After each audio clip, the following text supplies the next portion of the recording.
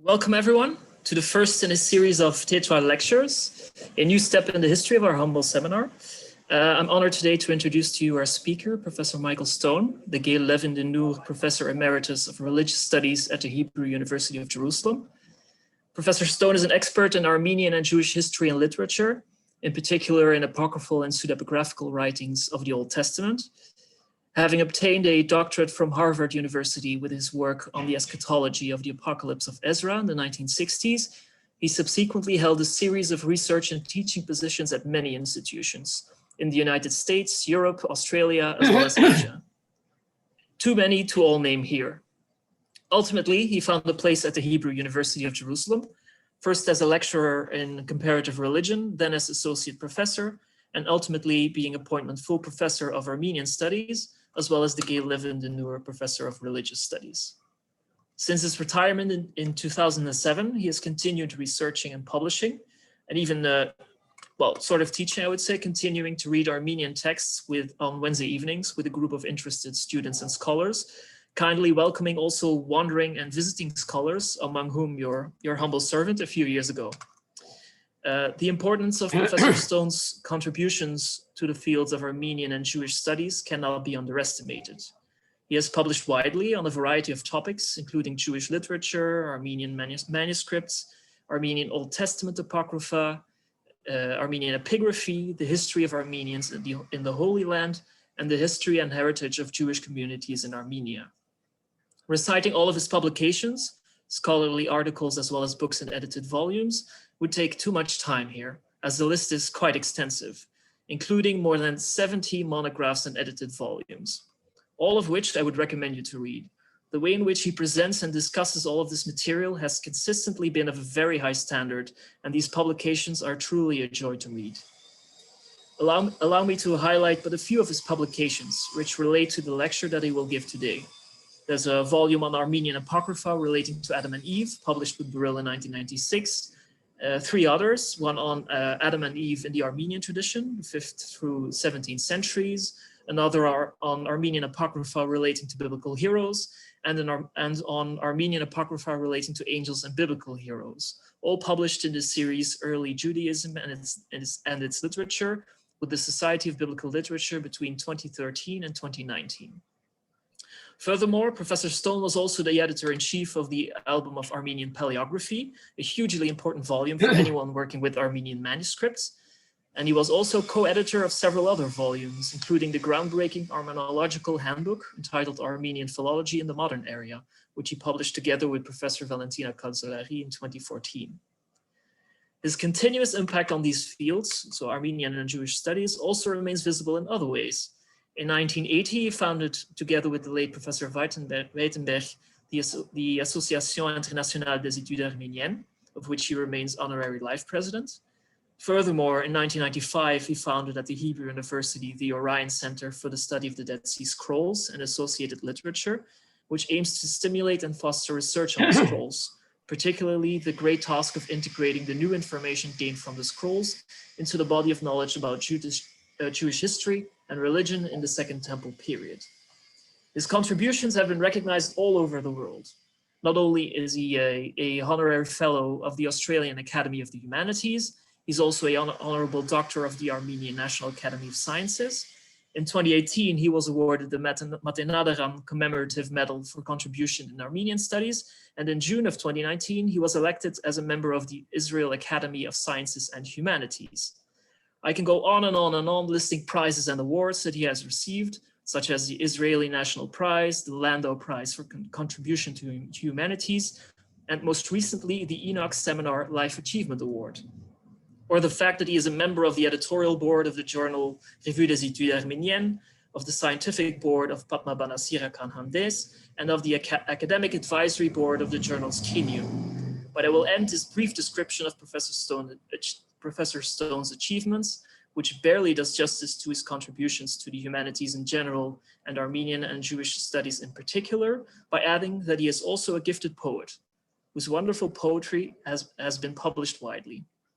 Now, I think I've spoken enough. I think I've demonstrated quite clearly why we asked Professor Stone to inaugurate our lecture series and why we are honored that he agreed to speak to us today. So, Professor, with great pleasure, the floor is yours. Thank you, Andy. As I said, just after choking myself on coffee grounds, so it'll take a little while till my voice settles down.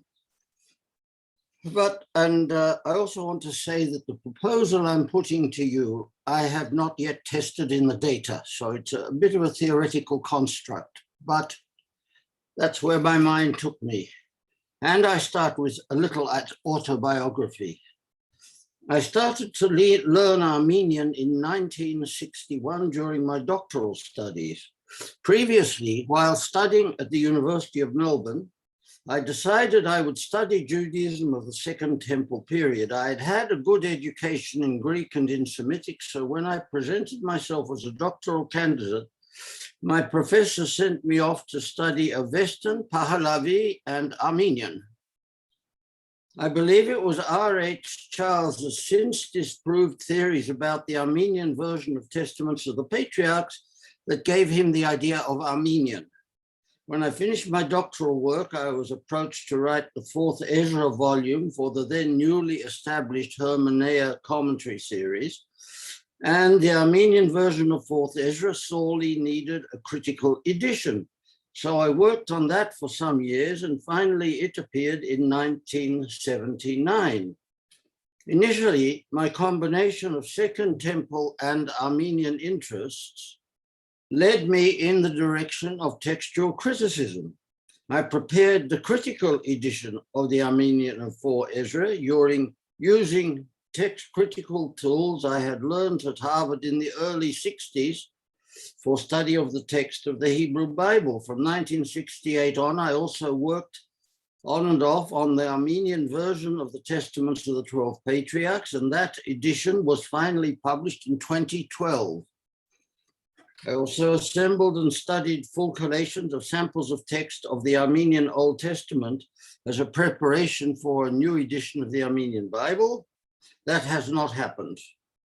These editions innovated in the field of Armenian studies, for at that time, text critical methodology was rather underdeveloped,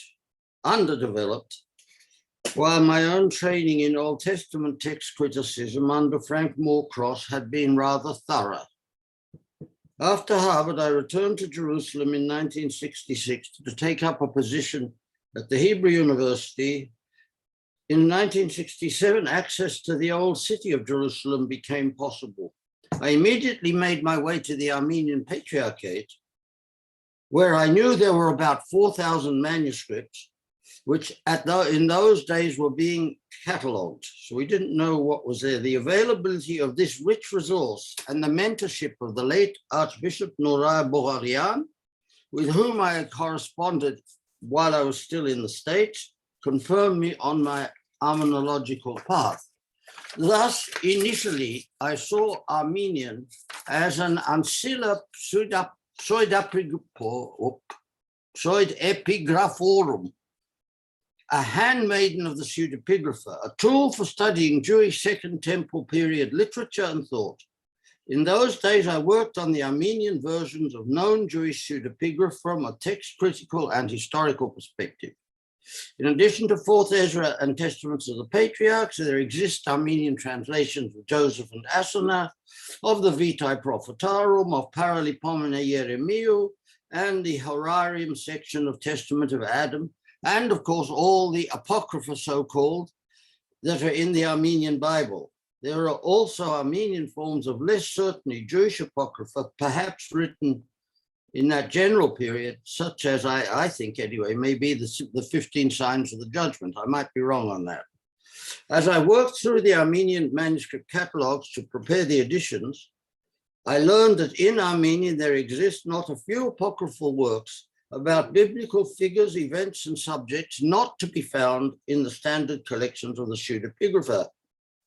At first, this literature attracted me as potentially preserving older Jewish texts and traditions. Although Armenia became a Christian country at the beginning of the 4th century CE, an alphabet was only created in the early 5th century. Thus, there is nothing written in the Armenian language older than the 5th century. Once the alphabet had been created, a great movement of translation took place in the 5th and 6th centuries. As a result, there are, in addition to pseudepigrapha, other ancient Jewish works that survived in Armenian. I'll just mention the best known, a treatise and the debris of a treatise of Philo's questions in Genesis and Exodus. There's a couple more Philonic bits. There are the 2 Jewish Hellenistic homilies on Jonah and on Samson. There are probably more. And considering that I discovered bits of Talmud translated into Armenian, so they could have anything there. Considering the state of the cataloging of Armenian manuscripts, perhaps even translations of ancient Jewish works still survive there unrecognized. It was this possibility that enticed me to continue studying what I call Bible-associated works found in Armenian manuscripts, even if they were not Armenian versions of well-known writings attested in other languages. However, as often happens, the reason for which one starts something is not always the reason one continues to do it. A very early article of mine, published in 1966, was on the death of Adam, a work that was published in what we call a vulgar text at the end of the 19th century and translated into English in 1901, but paid no attention whatsoever by my own writing to this day. This work occurs in more manuscripts than were used in the edition. It relates significant traditions about the death and burial of the protoplasts. Translating and annotating this work in 1966 aroused my initial interest in the Armenian telling of the Adam and Eve stories. This telling is witnessed in a substantial number of independent works, extending in length from a page or two to the detailed Adam stories that compose the cycle of 4 works, a writing that survived in quite extensive manuscript witness. This work is composed of 4 narrative texts, taking the story from the creation of Adam and Eve through their expulsion from the garden, the incident of Cain and Abel, the birth of Seth, and then the Cainites and the Sethites. It was re-edited, translated, and studied by my student, the late Lowndes Lipscomb, and needs still further edition and a deeper study. The cycle of 4 works, for example, together with Death of Adam and Repentance of Adam, that was the first group of these Armenian Apocrypha I encountered.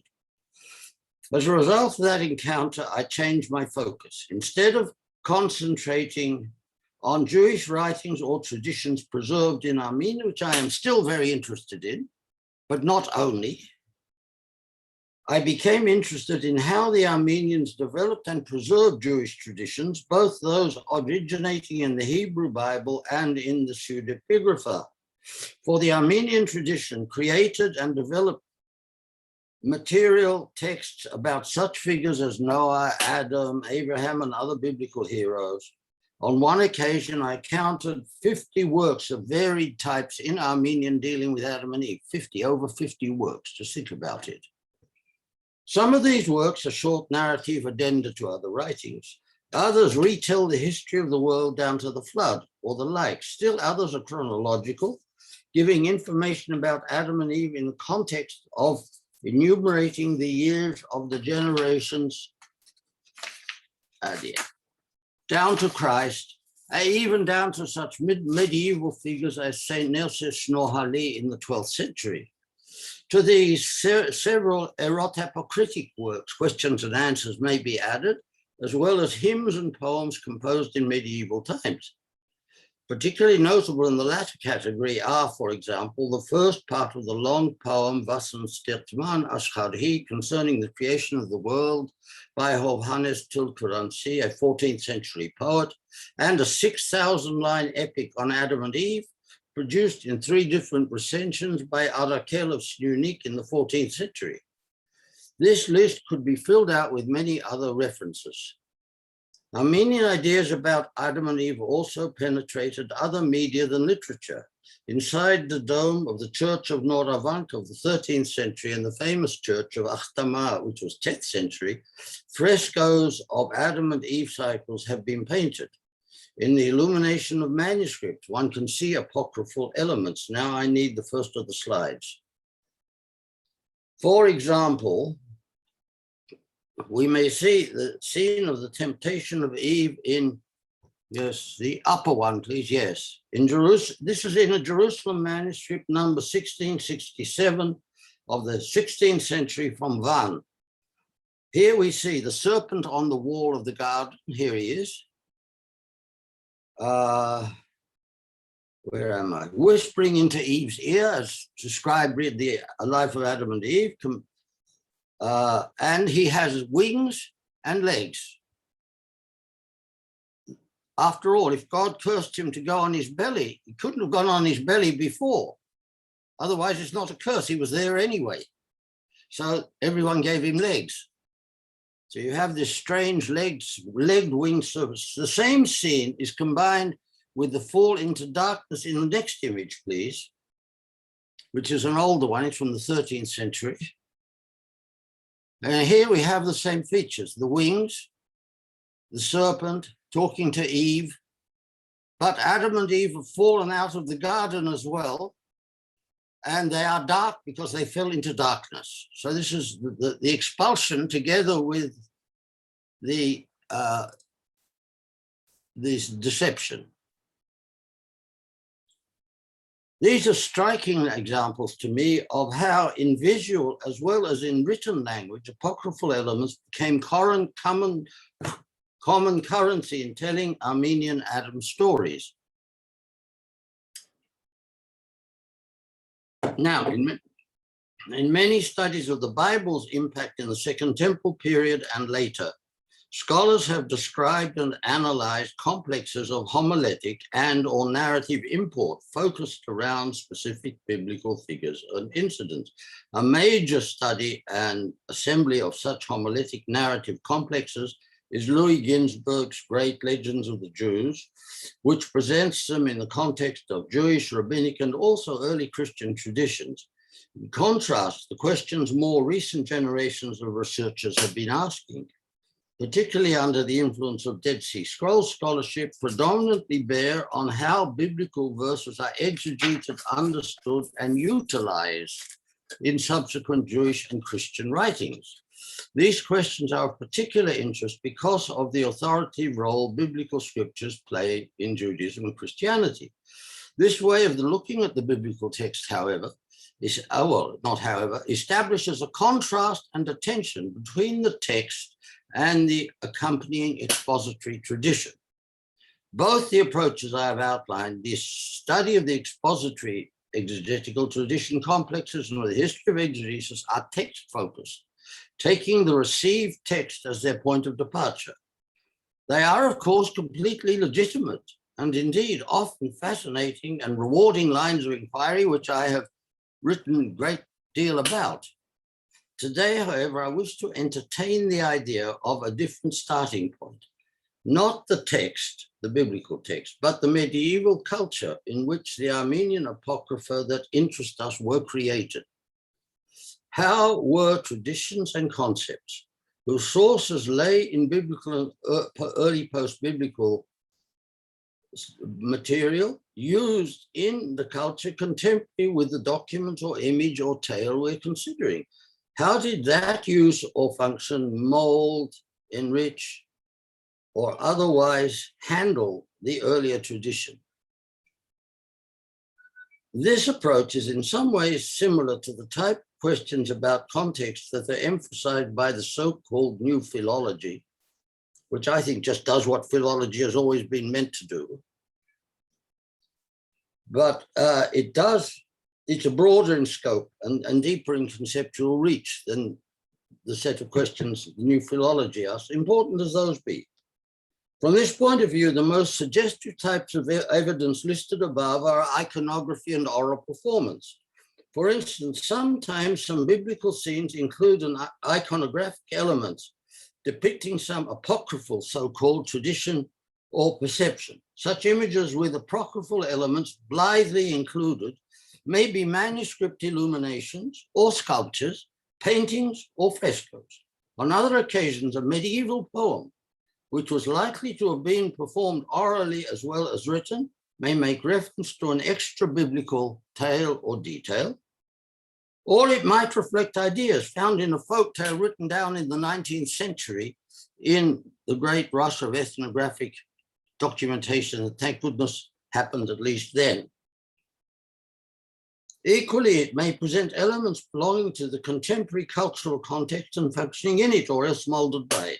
Making such apocryphal allusions in media that do not require literacy for their appreciation only makes sense if the elements, the allusions, were understood by the audience.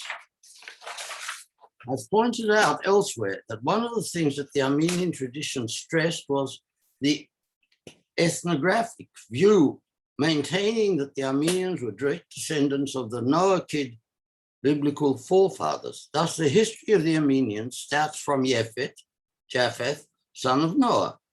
Likewise, their eponymous ancestors, descendant of Noah, Haik, escaped from Babylon to Armenia, and Mount Ararat is in Armenia.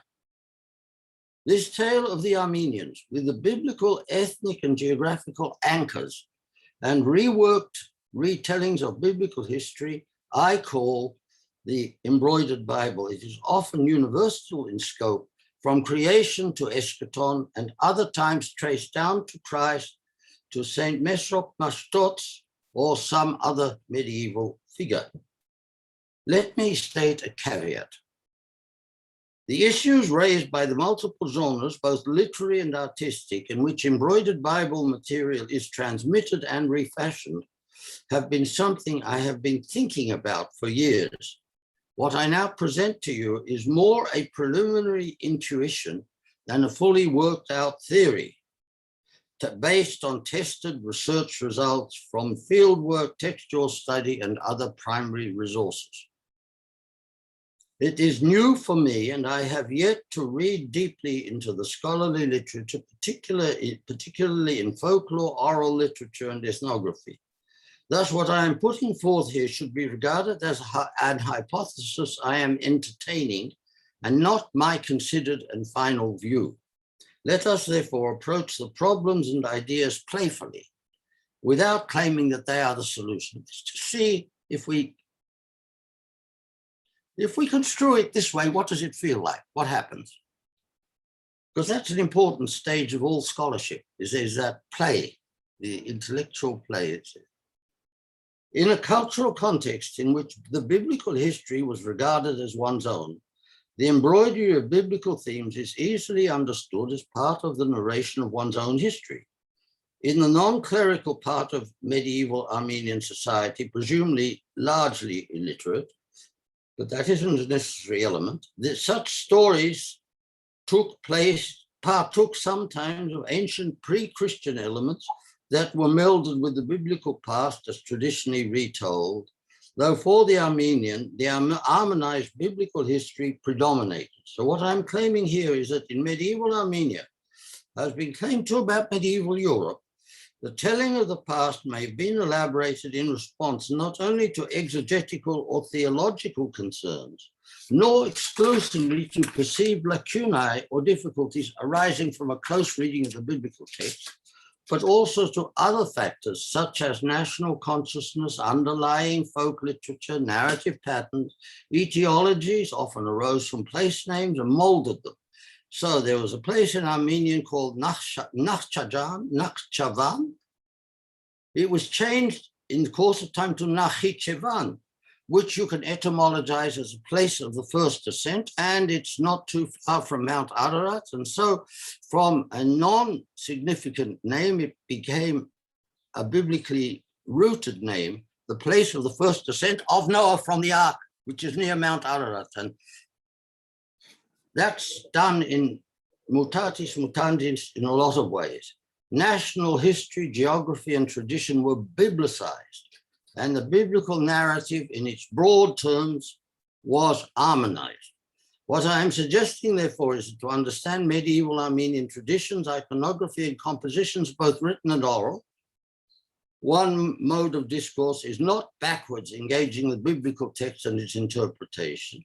Instead, one can talk also with a cultural tradition that had some of its roots in the Bible and second Temple Apocrypha and Pseudepigrapha, but which also draws on contemporary traditions, part of which were not non-textual in origin, and which were formed in the nexus of the complex scripturesque, Bob Kraft's word, scripturesque, new word for us, in the complex scripturesque medieval Armenian culture. The Embroidered Bible is that part of the tapestry woven from these elements and changed in the process of popular creative retelling that reflects the biblical dimension of the contextual culture. It's necessary when proposing a different hermeneutical focus than that of the current scholarly consensus to beware of overusing it and applying it indiscriminately. The more traditional text-orientated perspective truly yields a rich harvest of insight which should on no account be rejected or ignored. This is not an either-or proposition that I'm giving you. It's just another path. The different focus I am suggesting is designed not to replace those historical and critical studies, but to open a different window onto the medieval past. That is for the future. This different perspective is not yet documented or understood sufficiently. That is for the future. I do suggest, however, that some Armenian so-called Apocrypha, some elements and features of iconography or poetry or folk literature to be understood within the context of this biblicizing Armenian national tradition, or biblicized Armenian national tradition, rather than in light of a textual approach to the Bible. And this is the last page. You'll probably reach that knowledge with some relief. So some concluding thoughts are there. One, first, that this proposal needs testing in the genres and medias that have survived, including tales, traditions, riddles, etc., i.e. in the literature whose intended audience, not necessarily readers, was a popular one and not just a learned one. Second, I note that two collections of late 19th and early 20th century folk tales have been published in Armenia, one of which is completely devoted to folk tales on biblical subjects. And this really needs handling. There is much more data to be found in archives in Yerevan, and much, unfortunately, perished as a result of the genocide, as well as what's gone because of modernity. Third, some narrative traditions recorded in medieval manuscripts were gathered by a certain scholar in Armenia in a collection of medieval Armenian tales. I hope to be able to publish translations of a couple of them. It's also extremely interesting material. This seems to be more popular material that someone learned, heard, and wrote down in a manuscript, but they had a filler of some sort. Fourth, I suspect that it is necessary when looking at embroidered Bible material to cast the net as widely as possible, including not just Apocrypha, but the whole range of cultural expressions of medieval Armenia. That done, historical and textual question, that done, wonderful statement, that done, think about it. After we've done it, looked at the whole of medieval Armenian culture, historical and textual questions may be more readily and posed and answered about the text created in the medieval matrix. Finally, I observed that exactly the liminal overlap of such sources with conventional textually based Apocrypha is where indications to confirm or refute this hypothesis may be sought. In conclusion, it is a hypothesis, I said before you, and not crystallized theory. If I am partly right, at least it may help us understand the extraordinary richness of the Armenian apocryphal literature. Thank you.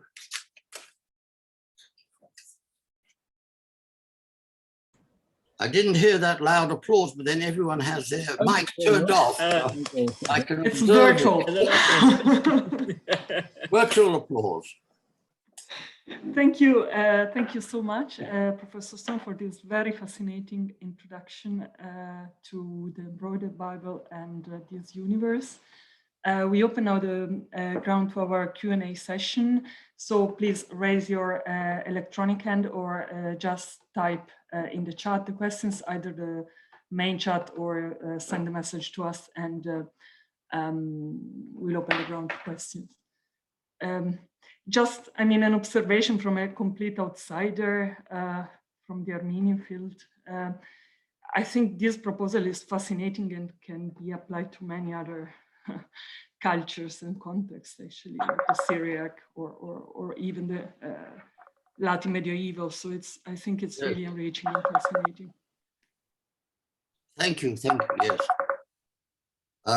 Just allow me to get this damn telephone. Okay. I think there's no space. Oh. Look, I think that it's worth thinking about. Just occurred to me as I was reading this to you that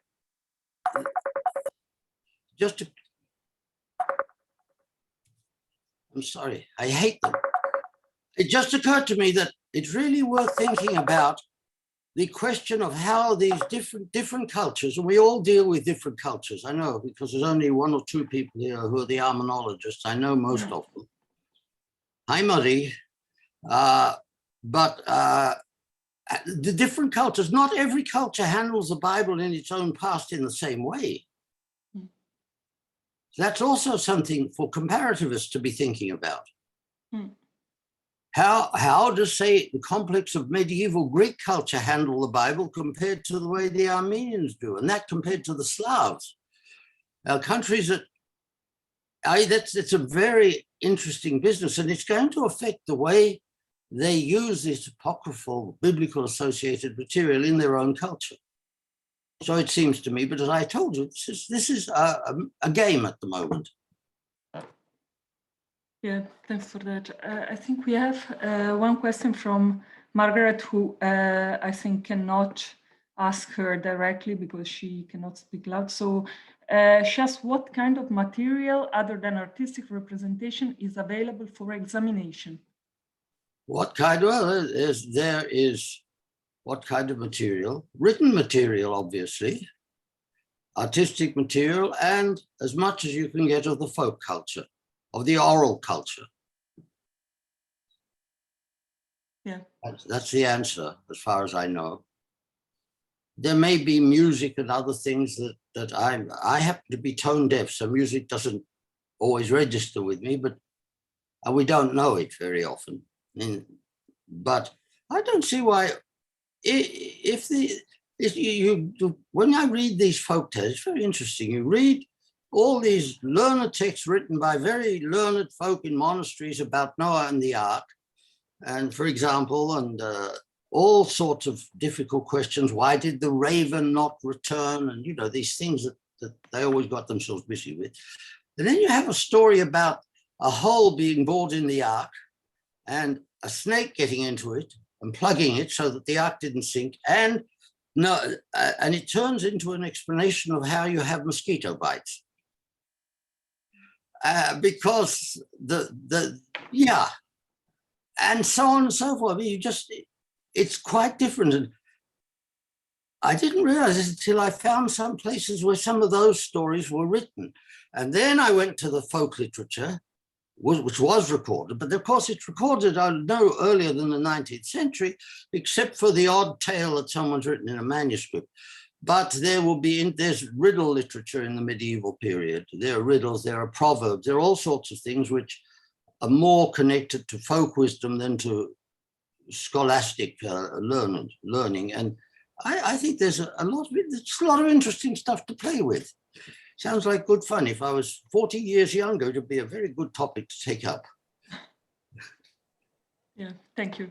I think Sergei Minov has a question.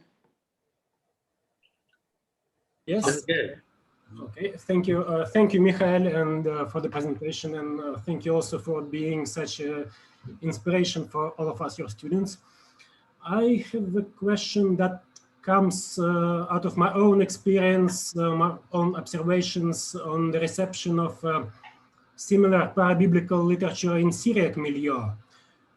And I'm wondering if in the Armenian milieu that you are working on, with all this flourishing of apocryphal literature, if there are people who are not so happy about that and who are trying to put some limits on this apocryphal imagination. Because I will just give you an example from the Syriac literature, the Cave of Treasures, some later Syriac authors who sometimes quote traditions from it, but add reservations, for instance. They say, so this, there is such a tradition, but the church, it's not accepted in the church. So there is like this high level of tradition of the schools, sometimes they call it, and there is a lower level of para-biblical apocryphal literature that not always regarded so friendly or authoritatively. So I'm wondering if the similar kind of tension you would come across in the Armenian literature. My answer is really, I'll tell you a story. About 2 years ago, I hadn't been in Tbilisi for a long time. I went back and I was sitting with some colleagues. We were having a meal. You always have meals and drink wine if you're in Tbilisi, you know, it's part of what you do. And they were asking me about orthodoxy and the heretical stuff. I mean, the same question that you're asking me in those terms. And then later on, I was in Romania and got asked similar sorts of questions. How do the Armenians handle the fact that this isn't? In Armenian, I don't know a single author or text that raises this question, this issue of orthodoxy like that. It's very interesting. It's just not there. Someone says, no way can we say that Adam was 2 weeks in the garden. He was only 1 week. They'll get upset about that sort of thing. But we shouldn't be reading, I don't know about it. I'm not conscious of it. Now, there probably is somewhere or other in the medieval theologians. There will be people, but it's not an obsession. It's not something, and for my Georgian colleagues, it was really an important matter. And I find that very, very bizarre, actually, that the Armenians don't have it. But they went off on their own path after Chalcedon in 451 and saw themselves in opposition to everybody. I know the Syrians get into a lot of kerfuffle. They've got 3 churches or 4 churches running and they're differing, and that's another factor. But I don't know the answer. I don't know why, but it's there. That's the way it is. Okay, thank you. Thank you. Thanks. There is a question from Emanuela. Manuela. Yes, thank you. Sorry, it took me a while to unmute myself. And I hope you can hear me well because I'm banned in the garden. So very nice to see you, yes. Michael, and thank you for the wonderful hypothesis. And it's really fascinating and challenging. Of course, when you talked about this material, I was immediately reminded of similar studies that have been done, the Greek material, the Greek folk tales and the relation to ancient Greek myths with perhaps some nationalistic perspective there. And these are quite older studies, haven't seen anything recently. But what I have personally observed from a little bit, let's say, also superficial way of looking at this material, I mean, from my own, let's say, background in folk tales and how, you grow up with certain, as you say, proverbs, etc. And my own research on late antique and Hellenistic magic, I could see that we probably have here also different streams of traditions. And you can see how, for example, magical elements may be transmitted, sometimes integrated in the church context, sometimes not, for example, in exorcism or not. And also that we have more like biblical streams that you can see how they also, and in parabiblical stories, they develop into apocryphal stories, and then the mainstream, of course, theological stories. Do you see something similar happening in Armenia, perhaps, as well? Look, Armenia has, of course, its theologians, and it has its commentaries written by theologians on scripture to uncover the truths of scripture and so on. Everyone has that. that magic is relevant? Of course it's relevant. I forgot to mention that in the answer to Valentina's question, or the question that Valentina read. Magic is important, it's very important for this stuff. And you need both the intellectual or the theological tradition and the other channels of transmissions when you can get your hands on it. A lot of times you can't.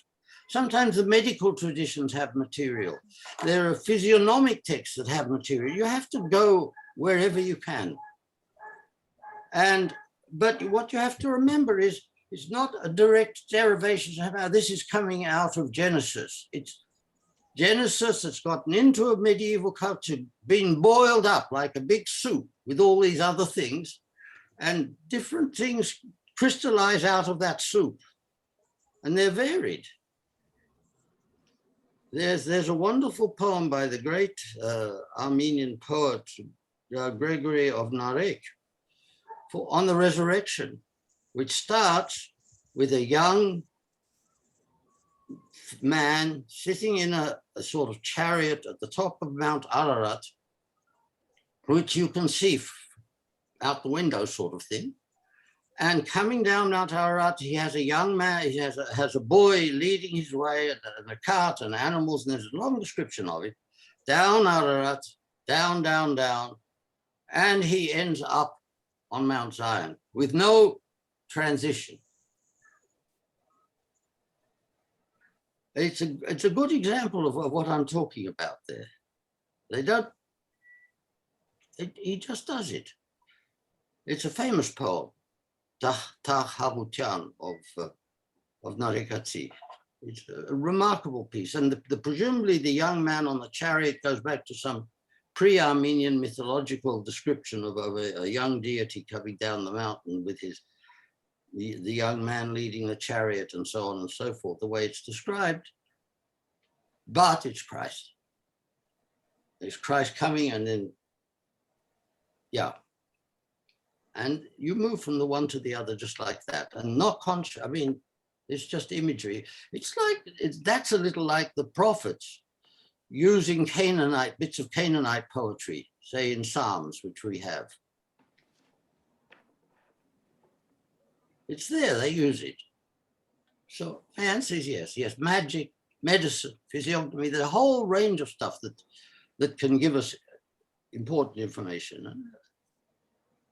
I don't know, Armenian scrolls have amulets, and Armenians have amulets on long scrolls written with prayers and invocations. So you have lists of angels, and you can tie that into angelological material, say in the Hechalot literature. Look at the names, the stuff we have in the magical papyri, the stuff we have.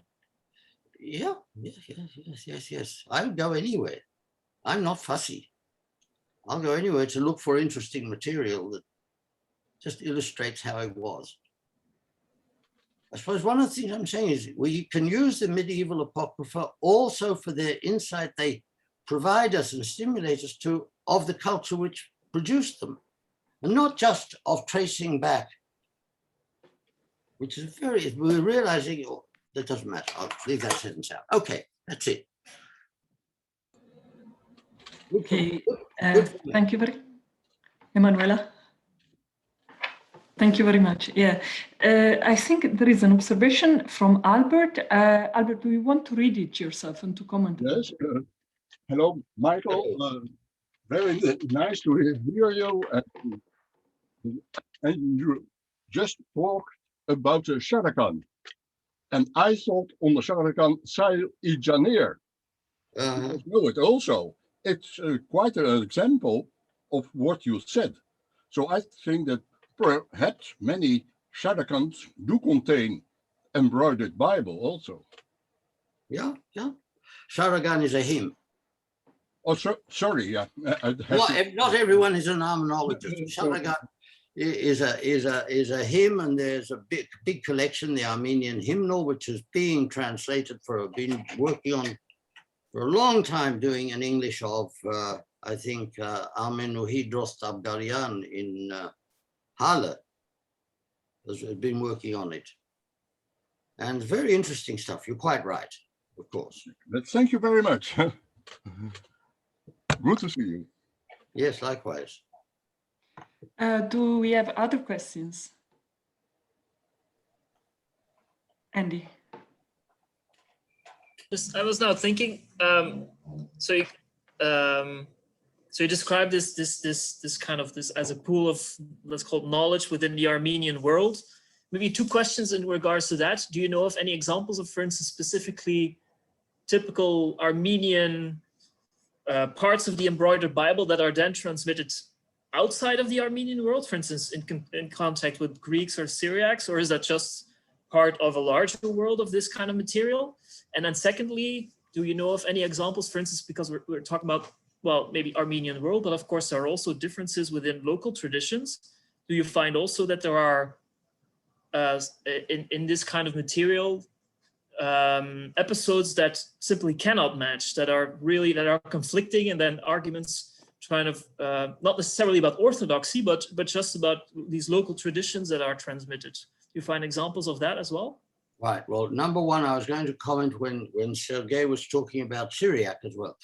Armenian draws an enormous, we know it draws a lot from Greek. No one's surprised at that, but it also draws an enormous amount of material from Syriac. Much more than I had thought. I've discovered in the last 3 or 4 years. Igor Dorfman published a very important set of texts of pseudo-Epiphanius homilies, which are pretty well straight out of Syriac. I don't know what they were in Syriac, but they have a lot of material related to Armenian Adam traditions and Adam connected with the crucifixion, the bones of Adam, a whole lot of stuff that's very interesting. That's sort of one end, one bit of that. Syriac is pretty important, Greek too. Of Armenian materials going out, I'm not a great expert there. The general question, Agatangelos, written about the middle of the 5th century, which has the first presentation really of Armenian theological ideas in a part of it called the Teaching of St. Gregory. That was around in Greek and in Arabic and in Kalshuni and in various versions, also Gregory the Illuminator and so on.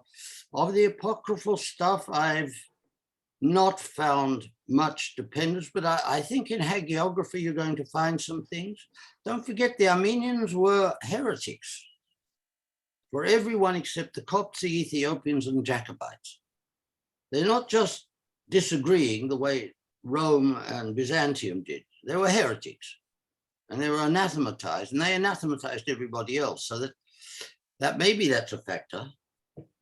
I don't know, maybe someone else knows, can answer, but my guess is that this stuff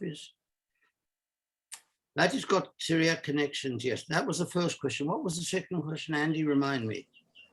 Just about internal conflicts within different local Armenian traditions. Yeah, I wanted to make clear. I call it Embroidered Bible, but I don't mean there was one set of single mono narratives. It was, of course, a complex tradition with many. Anyone who did something with that sort of flexible tradition produced a new synthesis or new ideas. And I quoted out of, who was it?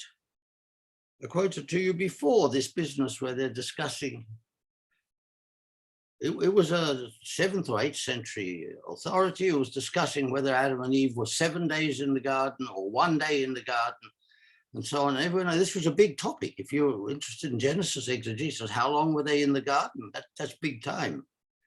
And he says, no, everyone else is wrong. It's already discussed in Yeznik's commentary on Genesis, that business. So it's around. So there are obviously different traditions. Marie Mamyan, who is on here anonymously, at least unpictured, has been working, or is going to work exactly on certain apostolic traditions and their local anchoring in Armenia. And that's also a very interesting question. Do you get formation of certain traditions, maybe around a geographical feature, around a particular church or monastery? Yes, you've got all these things. that all has to be mapped. This set of questions, also one Marie is asking, is a sort of newish sort of question for Armenian studies anyway. Europe's, of course, been done, and everyone has worked on this sort of local traditions in Europe. There's a lot been done on that, but in the East, in Armenia, certainly. Okay. Thank you. Thank you. I think there is a comment question by Margaret again. She wonders if it could be worth to compare the Armenian, Georgian, and other traditions' unorthodox stories to see the extent of their overlapping. Georgians are Orthodox, of course. To compare, yes, it would be very interesting. For example, the cycle of 4 works, which I mentioned, does exist in Georgia.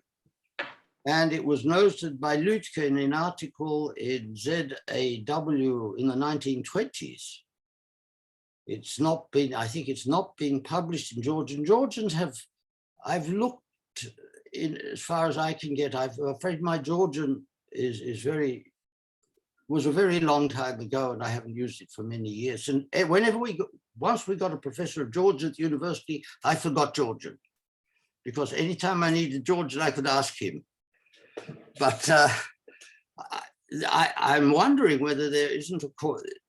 I don't think, because I'm waffling because I just don't know. It's not really been looked at, that question, in apocryphal literature. As for other Southern Caucasian, unfortunately, the third Southern Caucasian Christian nation, the Caucasian Albanians, no longer exist, and we don't have anything much of theirs other than what the Armenians have preserved. So we can't say there. How all that lines up against the Greeks and the Russians and so on, so all of the Orthodox churches, is an interesting question.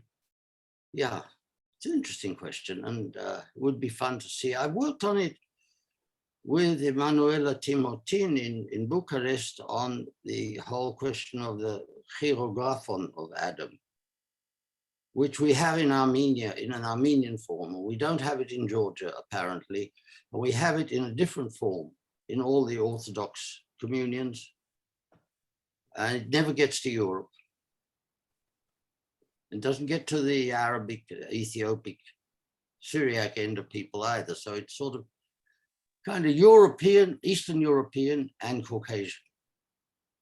But it's different in Armenia than it is in all the rest. But that's just one instance. Who knows? That's the answer to that question, I think. Thank you. Do we have other questions?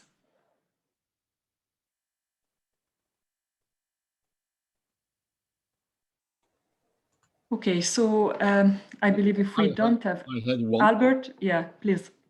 Perhaps Jost Gippert from Frankfurt, he is a specialist of the Caucasian Albanian, also in Sinai even, and Bernard Outier. They know more about the other extra Bible traditions, I suppose. Oh yes, yes, I mean that's quite true.